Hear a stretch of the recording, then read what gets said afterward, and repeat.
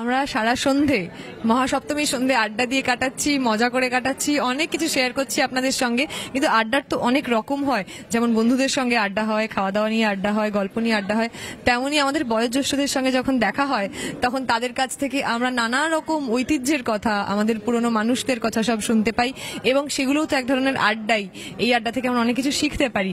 আমার সঙ্গে পেয়েছি এই বদন চাঁদ রায়ের বাড়ির পঞ্চম প্রজন্মের একজন মানুষকে, তার সঙ্গে আমরা খানিকক্ষণ কথা বলে নেব। আপনার নামটা আগে প্রথমে। আমি শ্রী দিলীপ কুমার রায়, এই বাড়ির একজন প্রবীণতম সদস্য। আচ্ছা, আমরা এই বাড়ির গল্প একটু একটু করে শুনে নিচ্ছি সবার কাছ থেকে। আপনার কাছ থেকেও এই বাড়ির গল্প আমরা আরো খানিকটা শুনব। বাড়ির গল্প বলতে এই ঠাকুর দালান যেটা আপনারা বসে আছি, আমরা বসে আছি, এই প্রতিভা এইখানে দুর্গাপুজো শুরু করেছিলেন ঈশ্বর বদন চাঁদ রায়। ঈশ্বর বদন চাঁদ রায়ের পুজো 1858 সাল থেকে এই ঠাকুর দালানে পুজো শুরু করেছিলেন। প্রতি বছরই হয়ে আসছে। 1946 সালে একমাত্র 1946 সালে এই পুজোটা এখানে অনুষ্ঠান করা সম্ভব হয়নি, due to great Calcutta riot. আমরা এখান থেকে ছেড়ে চলে গিয়েছিলাম, কিন্তু পরবর্তী বছরে স্বাধীনতা লাভের পর 47 সালে তদানীন্তন পুলিশ কমিশনার রায়বাহাদুর সত্যেন মুখোপাধ্যায়ের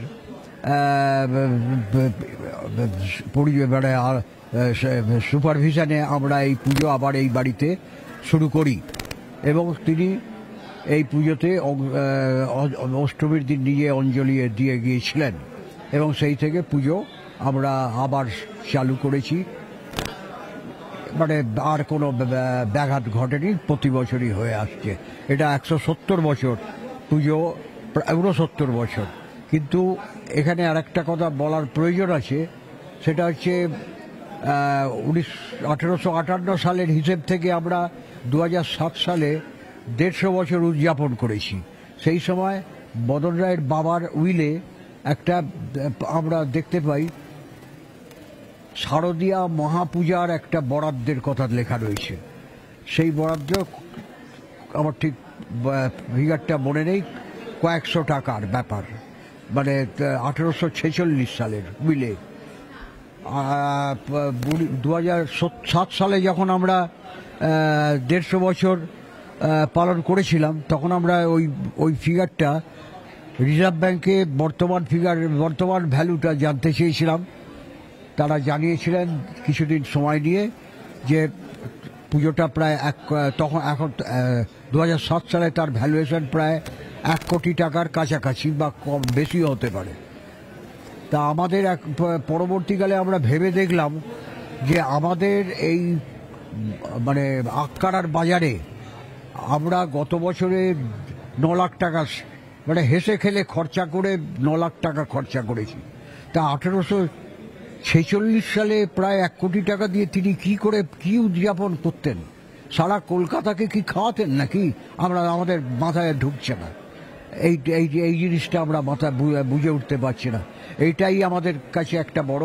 কিন্তু ওই পুজো কোথায় হতো তার কোনো ইতিহাস আমরা পাইনি, কবে থেকে হচ্ছে জানি না। সেই হিসেবে আমরা মনে করি আমাদের রায়বংশের পুজো বহু প্রাচীন। ওনার বাড়ি ছিল মেডিকেল কলেজের আই হসপিটালের কাছে, আশেপাশে কোনো জায়গায়।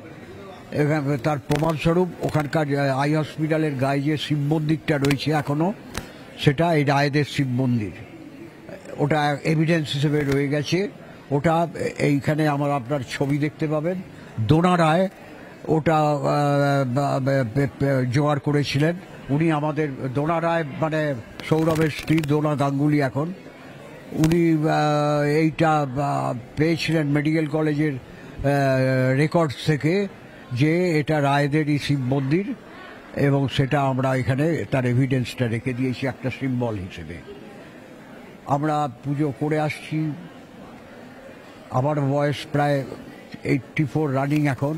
ছেলেবেলা থেকে দেখে আসছি। এত ভিড় তখন ছিল না, জনসাধারণের এত ডিম্যান্ডও বাড়ির পুজো নিয়ে উৎসাহ এত ছিল না। বর্তমানে এইসব দেখে, আপনাদের উৎসাহ দেখে আমরাই উৎসাহিত। আমাদের মনে হচ্ছে যেন আমরা আরো মানে বয়স যেন আমাদের কম হয়, আমরাও উৎসাহিত হই। আমার তো খুব ভালো লাগছে এইসব দেখে, এবং সকলের উৎসাহ আমাদেরকেও বাড়াচ্ছে। আমরা ছোট থেকে থিম পুজো বা প্যান্ডেলের পুজো এই সমস্ত দেখেই বড় হয়েছি। এই বাড়ির পুজোর আকর্ষণ আমাদের নতুন প্রজন্মের কাছে একদম অন্যরকম। কিন্তু আপনার কাছে, আমাদের কাছে ছোটবেলা মানে প্যান্ডেলের পুজো অনেক বেশি, বাড়ির পুজো অনেক কম, তাই জন্য এই পুজোর আকর্ষণ আমাদের কাছে অন্যরকম, যেটা বললাম। কিন্তু আপনি তো ছোটবেলা থেকে এই বাড়িতেই, একদম মানে 84 বছর ধরে এই বাড়িতে। আপনার ছোটবেলায় এই পুজোটা কিরকম ছিল, কতটা আলাদা ছিল, একটু শুনবো। আলাদা মানে এখানে আমরাই খেলাধুলো করতাম। তখন ছেলেপুলের সংখ্যা অনেক ছিল, আমাদের প্রায় 10-12 জনের গ্রুপ ছিল, এক একটা গ্রুপের এক একজন ছিল। আমাদের ওপরের গ্রুপের কিছু তারা ছাদে চলে যেত, আমরা নিচে যেতে থাকতাম, আমাদের ছাদে উঠতে দিত না। এরকম গ্রুপ সব থাকতো, তারাই ইয়ে করতে। এবং এখানে বলা প্রয়োজনে এই পুজোটা এতদিন ধরে হয়ে এসছে, কিন্তু আমাদের এই দেখে বুঝতে পারছেন আমরা জয়েন্টলি করি, আমাদের কোনো শরিকি পুজো নয়। বনেদি বাড়ির সবচেয়ে বড় মানে এখন যেটা প্রবলেম সেটা হচ্ছে এবারে যে পুজো করছে, পরের বছর সে পুজো করতে পারছে না, অন্য শরিক পুজো করছে, কিন্তু আমরা সেটা সবাই মিলে করছি, যার জন্য আমাদের এই উৎসাহটা বেশি। এবং আপনাদের সবাই আমরা আমাদের বহু লোক, সুপ্রতিম বলে একটি ছেলে গড়ে গেল, তার সঙ্গে আমার জেনারেশন মানে ইয়ের গ্যাপটা প্রায় 8 পুরুষ, কিন্তু আমরা এখানে পুজো সেলিব্রেট করছি। সে আসছে, যাচ্ছে, খাওয়া দাওয়া করছে, আপনাদের সঙ্গে কথা বলছে। এটাও আমাদের একটা অদ্ভুত ব্যাপার। আমরা এই জিনিসটা এখনো বাড়িতে, কোনো বাড়িতে নেই। এটাও আমাদের গর্বের ব্যাপার যে আমরা জয়েন্টলি পুজো করছি আপনাদের, এবং জয়েন্টলি পুজো করছি বলেই এত আপনাদের আকর্ষণ দিতে পারছি।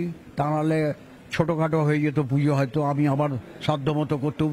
এমন শরিক আছে যার সাধ্য নেই, সে বছরে এত সে কিছুই করতে পারলো না, এরকম আছে, বহু জায়গায় আছে।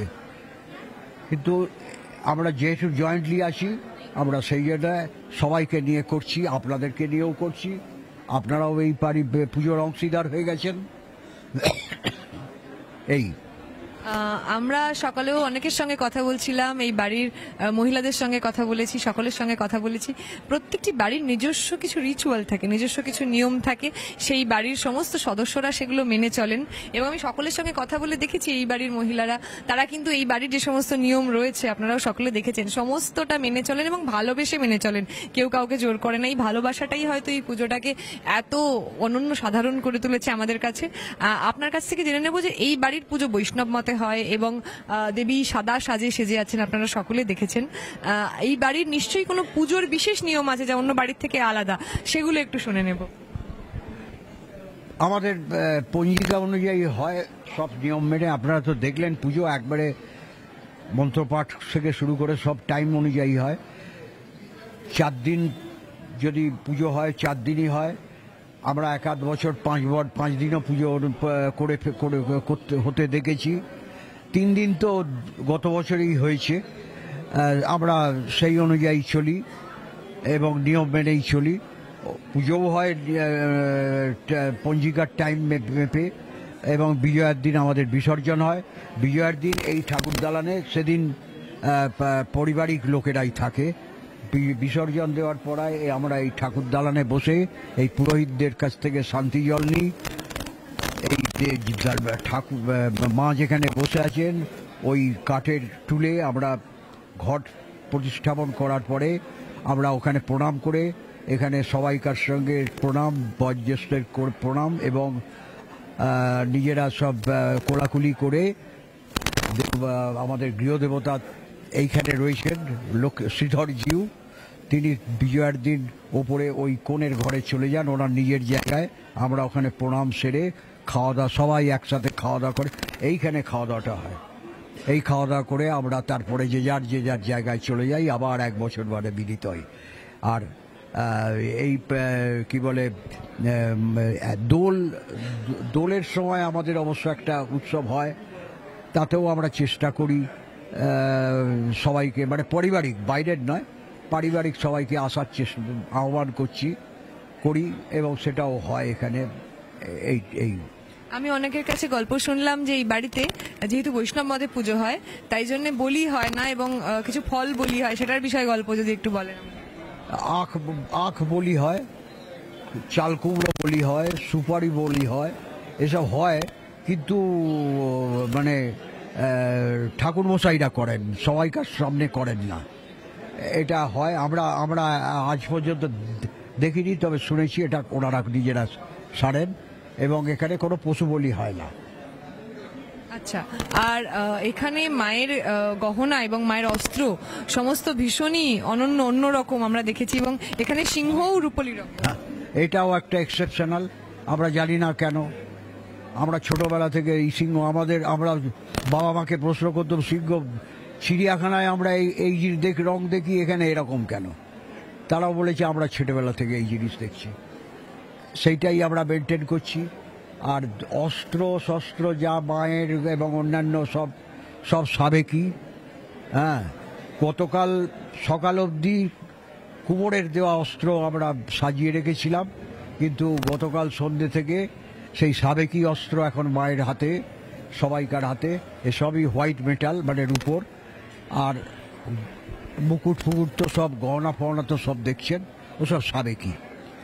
এবং সাবেকি মানে ও প্রায় আশা করি এইগুলো যেমন দেখছেন ওই তখনকার সময়কার। অসংখ্য ধন্যবাদ আপনাকে আমাদের সঙ্গে এতগুলো গল্প ভাগ করে নেওয়ার জন্য, কারণ বড়রা গল্প না বললে আমরা কোত্থেকে জানবো এইসব ইতিহাসের কথা? আমরা বড়দের থেকে শুনি এবং যে আড্ডা আমরা বিকেলে শুরু করেছিলাম সেই আড্ডা এখনো চলছে। আড্ডার মোড় বদলাচ্ছে, আড্ডার স্বাদ বদলাচ্ছে, কিন্তু আড্ডাটা কিন্তু চলছে। কখনো আড্ডা চলছে নতুন প্রজন্মের সঙ্গে, কখনো আড্ডা চলছে আমাদের বয়োজ্যেষ্ঠদের সঙ্গে। অনেক কিছু শিখছি, জানছি। আশা করছি আপনাদেরও ভালো লাগছে, আপনাদের সঙ্গে ভাগ করে নিচ্ছি। অসংখ্য ধন্যবাদ আপনাকে। আমরা আবার ফিরে আসছি আড্ডায়। জানাই, আপনারা শুনুন, আপনারা আসুন এবং আমাদের ওই গর্বিত করুন।